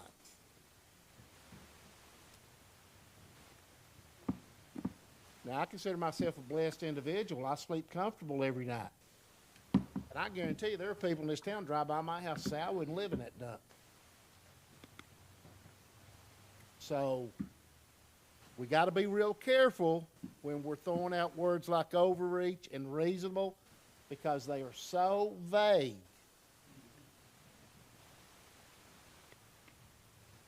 And they will be interpreted in 1,000 different ways. So I think we have to be really careful with that, or we're going to get jammed up. I've had some discussions. What the Planning Commission has brought to us, the clock will start ticking today, and in 2 years, and somebody said, well, maybe they don't want to live in public housing. And I understand that. And that's too much overreach. But we have to, we have to consider. I know we have people that, want the best life they can have. But right now, they're in violation. And some of them are really in violation. So we have to consider these things. So I want you to really think about reasonable and overreach. Because I promise you, the way you like your scrambled eggs probably isn't the way I like my scrambled eggs, but they're both eggs, and they're both scrambled, but they're probably different. So let's keep that in mind when we're throwing these words out. You have to be able to define what you mean. Mr. Walker. Again, I just want to ask the commission that what we are voting on is not the rules of can a person live in a camper or not. What we are voting on is what the planning commission brought forth to us. Do we allow them the additional time to seek adequate housing or a different form of housing to rectify the situation that's going on? Or do we say, as of tomorrow, we stand by our building codes, which states in the building codes, a camper is not a livable structure. And there is no codes in the state of Tennessee, any county's building codes, that allows for camper living. Yes, there are counties that allow it with their building codes that say you can't live in a camper. But there is no building codes out there that says a camper is a permanent or made for permanent living out there. All we're doing is, are we gonna give them by saying a yes vote, the added time, or are we gonna say no, they have to start enforcing this tomorrow? And again, it's gonna be, does our attorney start taking action tomorrow? I don't know, but if we say no, he can start taking action as soon as he's ready. Okay? That's what we've been tasked to vote on, not anything else. And that's all I'm asking you to look at. I agree with Mr. Doty and the storage of campers, but we also have to think, in a residential neighborhood, should somebody have 3 campers in their backyard in a residential zone? In agricultural, I agree. If I've got 15 acres, I ought to be able to have more than 2 campers. I ought to be able to have my farm equipment, my cattle trailer, a car hauler, whatever I want to. But in my subdivision, should I be able to put 3 campers in my backyard, 2 car haulers, 2 cattle trailers, my lawnmower trailer and everything else, where I'm infringing on my next door neighbor? No. Because that's not what a residential zone was designed for. But again, everybody has their own opinion. Mr. Harville? Well, part of that is why I asked for these to be separated, so that we could look at this. I would like to make a motion to accept the regulations on the storage of campers with the following changes, because I think there's some issues with this. So if y'all want to be looking at this to keep up, I think we need to add the word direct in front of family in A. I'm sorry, say it again. I'm sorry, I didn't get you. In A, you need to add the word direct in front of family. So the camper must be owned by the property owner of record or owned by the direct family of the property owner of record. And by definition, direct family would be father, mother, brother, sister, son, or daughter. All right, everybody all right with that? Don't want to include grandchildren? No. That just You gotta draw, we're talking about drawing lines, we gotta draw a line somewhere. That's it. That means that you can cross out B, no more than 2 campers may be stored on a property, strike that out. You've already put a limit on it with that first thing. Only the property owner, all right, and only direct family. Campers may only be stored in R1, R2, and A1 zone. I'd be all right with taking R1 and R2 out of there, but there are a lot of folks that do store campers there, so. Campers cannot be stored in front of a residence, period. Take off that or side facing any street. Now, there is a variance to get around that there. A variance due to topography may be requested through the Board of Zoning Appeals. That means you can strike out then 2. I don't think you ought to ask to be able to store something in your driveway. We store boats, we store campers. There's all kinds of things stored beside people's houses and their driveways. I don't think we need to be telling people that. E's okay. F, F comes to that brief connection via a hose to inspect for leaks is allowed. If you're gonna talk about, water being allowed there, I think you need to put a thing in there to say that connection to electrical services is allowed for maintenance purposes as well. Those will be my changes. I put that in the form of motion. And I'll answer any questions about that. I know that was quick.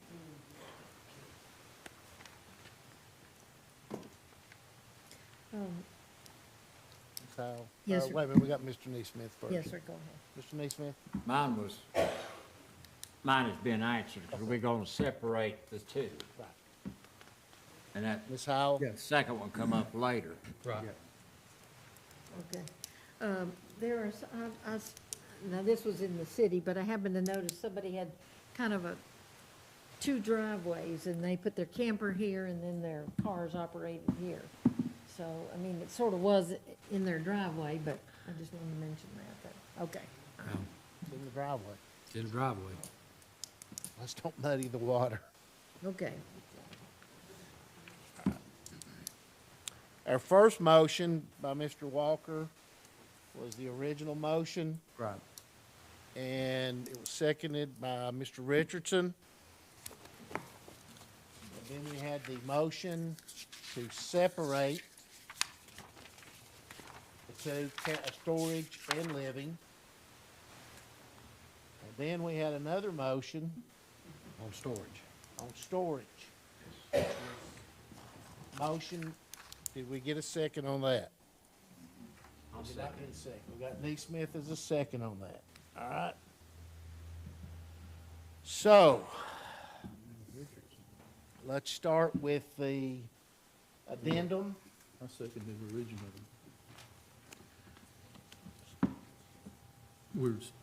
I second the original one, that was the question. Okay, I need a little help here, Mr. Mayor. What do we need to start with here? I would recommend that you start with the amendments. That's what I'm saying. You work backwards from the amendment. Stan has the additions to, Commissioner Harville has the amendments in the storage, and then you vote to accept that. And then after that's settled, then you go back to the original motion and what's left of the original motion, which would be residents. You vote on that. That's the addendum then. We will start with the addendum. Mr. Mayor, correct me if I'm wrong, but once we had a motion to separate, that cancels out the first motion, which was for everything. It has to be redone again because it does state, for draft version 5, it doesn't say the parts of. And that's not a problem to redo that, take that back. I think you can still accept the original motion minus storage. That's my opinion.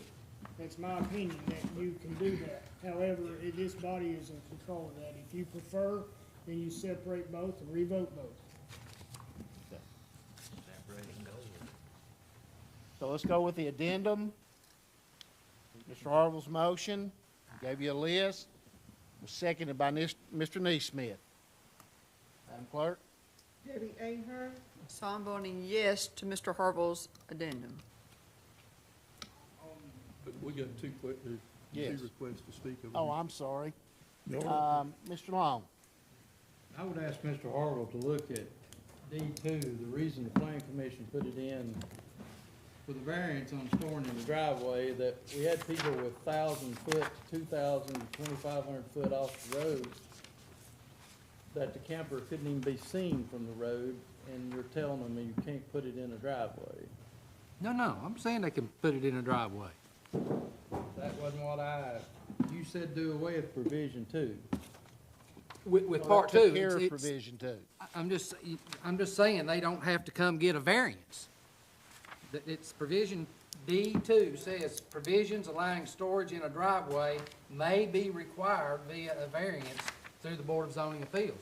I'm saying take that out. You don't have to have that variance if you're parking it in the driveway. Good job. So it doesn't matter what they park it in. They can park it in front of the house no matter what. No, there's a provision down there that says campers cannot be stored in front of the residence. Now, there's a variance for topography. If that driveway comes into the front of the house, So you're talking about like a circle driveway or something? yes. So what are you gonna do? I mean, you're saying driveways can be. Well, I see what you're saying. But I would say if I have a circle driveway, I probably have a driveway down in my basement on the other side that would be more practical than me to put a camper in. But you may not. Most people will. Yeah, but But you may not, you know. I'm not saying it's perfect. It sure as heck wasn't perfect before. No. Amen. We go back to the 67,000 people versus 18. Mr. Richardson? Is it, I'm sorry. Just to be clear, there's basically 4 pieces of paper here. 3 of those deal with regulations. Right. 1 deals with definitions. What we're voting on, to be clear, Mr. Walker, page 1 has 6.13, and it has a list of A's and B's. Page 2 has C all the way down to G. That would be, in my opinion, considered the storage part of this. Is that a fair statement?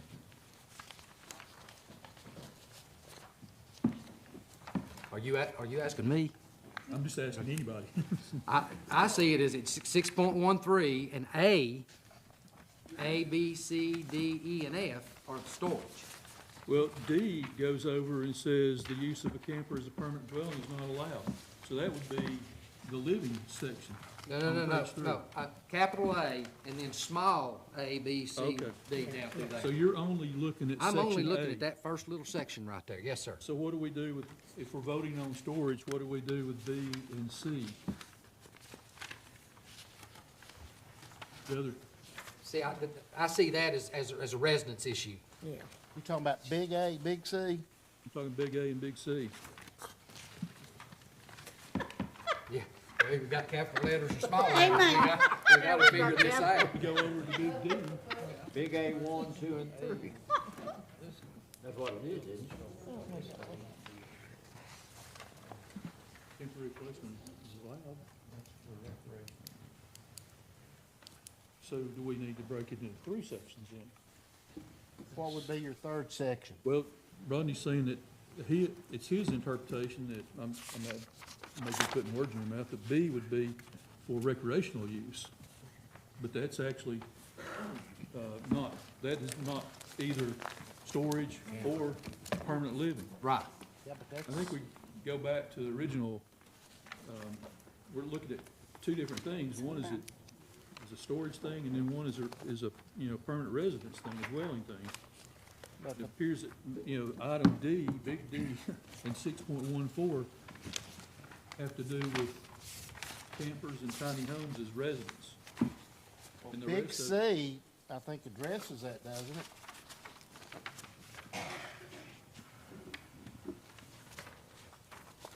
Well, you're talking 180 about letting them consecutive put their, days. Yeah. So I think we. The last time we broke this up, that's the way we broke it up. Yeah, I think That's why I approached it. that's gonna be very, very difficult to police. well, so do you strike the whole thing then? No, I don't think we strike it. I think it needs to be there. Otherwise, you're either saying you can't, if you take it out, you're either saying you can't camp on your lake property with your camper at all, or you're saying, oh, go live in it. But you're letting them stay there for 180 days without moving the camper, so that's 6 months out of the year you're storing it at the lake. I mean, that's a long time. But that's what we voted on, so. So I'm still confused. Help me.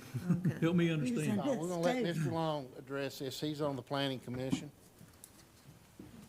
Well, I think B, deals with the recreational vehicle. That's the way the committee, addressed that. A was the storage of the camper. C was the permanent placement of the camper. About living in it. D through G deals with human waste addressing the issue of, you know, wanting an address or trash pickup or anything like that. I think it's pretty simple, but I think it's, I mean, it seems to be, you know, and then now if we're just wanting to separate it, I don't think that's an issue. To be quite honest with you, I think we're okay with that. So I say we, Chairman, if I could, just really quick, if we can amend section A, to what Mr. Harville has said, then we can vote on the whole thing as a whole again, if that's the will of the body. It's just that one section is amended, but now we've already done a motion to separate. Yeah. So, well, I stand correct on that, 'cause I am wrong, I forgot about that part of it. well, we can get somebody to withdraw the motion. So my confusion is like, last time when we went through committee, Mr. Walker was real clear that if you vote no for this entire package, you are allowing the 2-year variance. Is that correct? Correct. No. A no vote, No a vote. yes vote was allowing Allow a the 2-year 2 variance. yeses, yeah. A no vote was We codes go enforcement to what- go out tomorrow. Right, Yes. we go by what the building codes are that does not allow campers Okay. in the building codes. So now a yes vote on the storage would be basically a yes on item 613A With the amendments. as amended. As amended. A yes vote on 613B, C, and D, and 614 would be the living portion, Right. permanent residence, and a yes vote would be to allow them to 2 years. Yes. The yes vote is simply saying we're accepting the planning commission's recommendation. But we've amended everything. So we put some amendments. Separated everything. We haven't yet, but we're in the process. Danny. So it seemed like there was confusion last time on what you were actually voting for.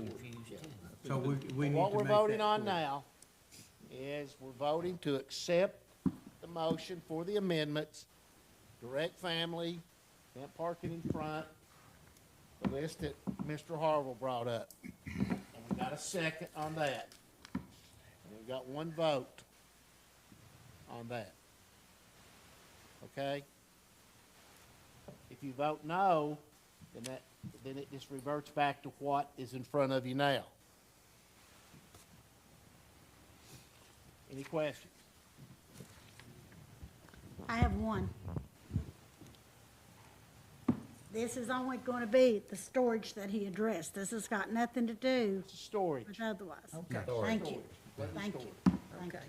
Okay? Vote on the storage right now, right? All right, let's vote.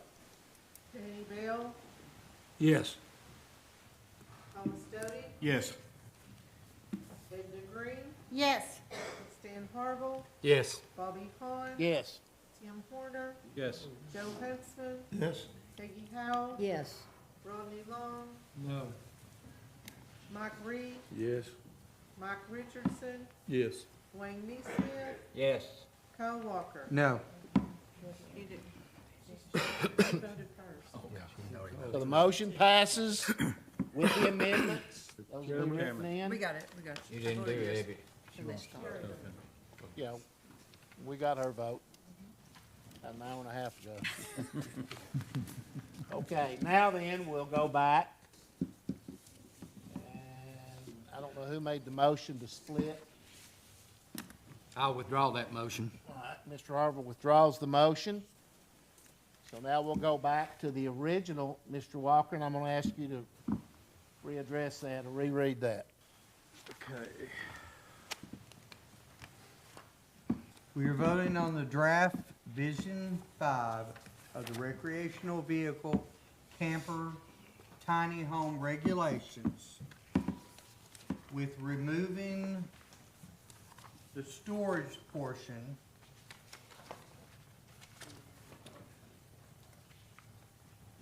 No, we leave the We're storage. revising. Okay, revised Revising. storage, okay, Two included. Okay, it's revised, okay. okay.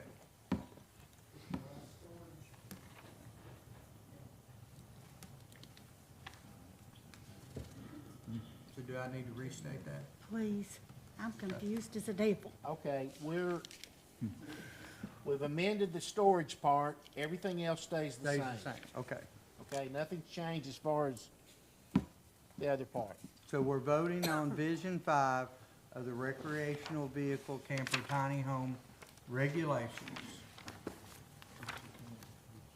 A yes vote will mean that we allow them the additional time before it can be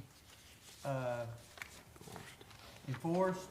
A no vote means it can be enforced starting when the county feels like it needs to take that initiative. Mr. Walker? Madam Clerk?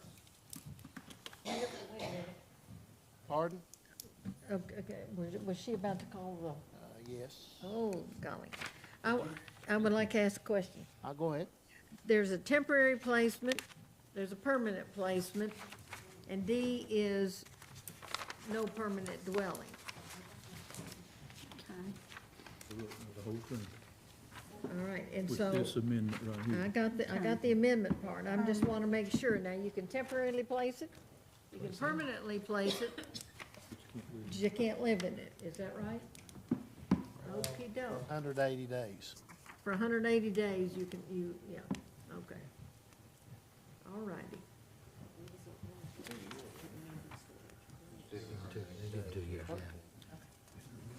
2 years, Peggy. Well, that's 2 years. Yeah. Okay, all minds clear? Yes. Let's vote the motion. Debbie Ahern? Yes. Danny Bell? Yes. Thomas Doty? No. Edna Green? No. Stan Harville? Yes. Bobby Hahn? Yes. Tim Horner? Yes. Joe Huntsman? No. Peggy Howe? Yes. Rodney Long? Yes. Mike Reed? Yes. Mike Richardson? Yes. Wayne Neesmith? No. Hal Walker? Yes. Okay, motion passes.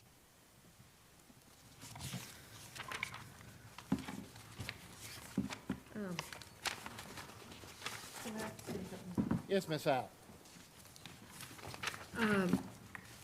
To me, none of this is, if we don't have somebody looking out for codes, if somebody isn't pursuing the disobedient. And we can pass and run rules, but we need people who are out there saying, this is the law and this is what needs to happen. And here's a bad letter coming to you with all kinds of financial trouble if you don't do what's supposed to be done. Am I right? You are. Thank you, sir. Thank you. And we, that's something that we've addressed, and I want to address this before we adjourn tonight. Tommy McKinney and I have spoken a couple of times as our codes enforcement officer. He's a one-man band, and he's playing a lot of instruments. He's got dishes spinning, he's running around everywhere, and we would like for him to get out there and put a stop to all this nonsense tomorrow. Truth of the matter is, it's an untenable position that he's in. He just cannot do it. He's going to have some help. Either part-time or full-time. I don't think part-time will do it. I think he's going to have full-time help. It's going to be an expense on the county, I understand, but we're going to have to do something. These next 2 years are going to be real vital, I think, for the health, the wealth, and the perception of our county. And I think we have to close ranks. I think we have to make sure that we don't let this get out of hand. I think, Tommy, you were painted in an unfair picture tonight. I think you do a great job, and I think you're moving quickly. Same with their animal control. We have 2 officers. And they're everywhere. A lot of times they get called out for animal control. When they get there, the animal's gone. And that dog's not sticking around. He's taking off. So they'll look for the dog, but sometimes they can't apprehend them. I know it's brought up about commissioners getting, I don't know what commissioners are getting 3 paychecks. It's not me. But I know that was brought up tonight. And to clear the air on that, I don't have the specifics on that. I don't know of anyone that's receiving 3 paychecks. So, just because you work for the county doesn't mean you can't be a county commissioner. It'd be like saying if you work for the school system, then you can't be a county commissioner. And that would eliminate a large portion of this group. I know we had a lot of fear on eviction of people. We're doing everything in our power not to do that. As of tonight, we've given 2 years. And I know some people say, well, they don't want to leave their land, but they've got to do things. They have to do things same as you and I had to do in order to maintain our house. And they have to take those steps. And if they sit there for the next 2 years and don't take steps to do that, then they're going to wind up right back in the same position they're in now. And I know money's tight, and I know, sometimes you live where you can afford and you can't afford anymore, and I understand that. But you cannot, I've saw it, people refusing to work instead of not working. I addressed that last time. So I think that's something we have to keep in mind, that they've got 2 years from today to comply. I've talked to one of the other commissioners, and he's coming up with a plan. He's very benevolent and a very godly man and wants to be of help to those folks. So we do appreciate that. I found out tonight that one of our, I hope I'm not stepping out of bounds here, but one of our courtroom security, friend to us all, Mr. Harley Kelly, love him to death. He's got to go in for some pretty serious surgery on the 6th of May. And it's very, very dire. So I do ask you to please keep him in your prayers, and let's remember him, because we won't meet again until after his surgery. So please do keep him in mind. I also, we have a couple of gentlemen wish to address the commission, their commissioners. We'll start with Mr. Doty. Mr. Doty, you have the floor. Thank you, Mr. Chairman. Through this vote on the camper study and such, there's been a lot of innuendo put out. A lot of people have badmouthed people on this body. Some of my people on this body have badmouthed others. We live in a country that is ruled by democracy. That means we vote on things. There has been a vote. Yes, I was voted down as far as my desires. That does not mean that these are bad people. That does not mean these are evil people. These are good people that merely have a difference of opinion of me. When this is over with, we have to work together and respect each other's opinions and respect each other. The disrespect that gets shown in here is ridiculous. Yes, I've had difference of opinion, but I've always shook hands and said, hey, we differ on opinions. We need to move forward now that we've gone through this. We have other issues to deal with in this county. and we need to do so without holding grudges. And I hope that we can. Thank you, Mr. Chairman. Thank you, Commissioner Doty. So I'd like to allot some time for Commissioner Danny Bell. You have the floor, Mr. Bell. Chairman Hahn, Mayor Cutchaw, fellow county commissioners. 6 months ago, I agreed to serve as a commissioner for the 9th District. It has been since that time that I realized that I must make a choice as to where my priorities lie. At the time of my appointment, I thought that I could do the work as a pastor and as a commissioner. However, I realize at this point that that is impossible. I've come to realize that the job as commissioner will take more time than was foreseen.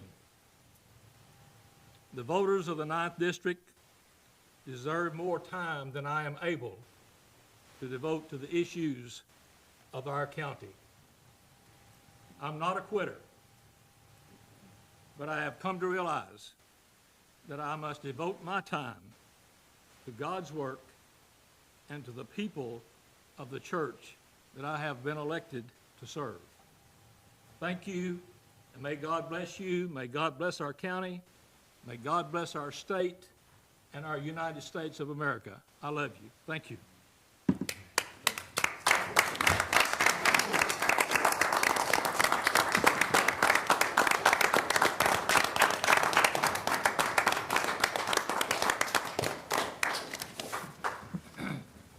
Well, Mr. Bell and I have spoken. He's spoken with the mayor, and I told him that I loved him dearly and I respect him highly for making this decision. It's the right one. I hate to see him go, but as you know, when God calls, you better answer. Bell, we're going to miss you.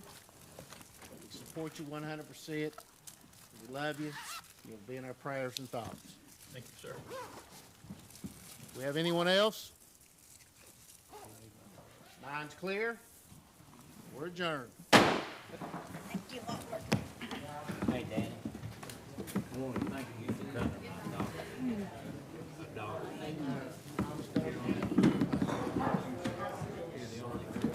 Well said, well needed. Man, you wait just a minute.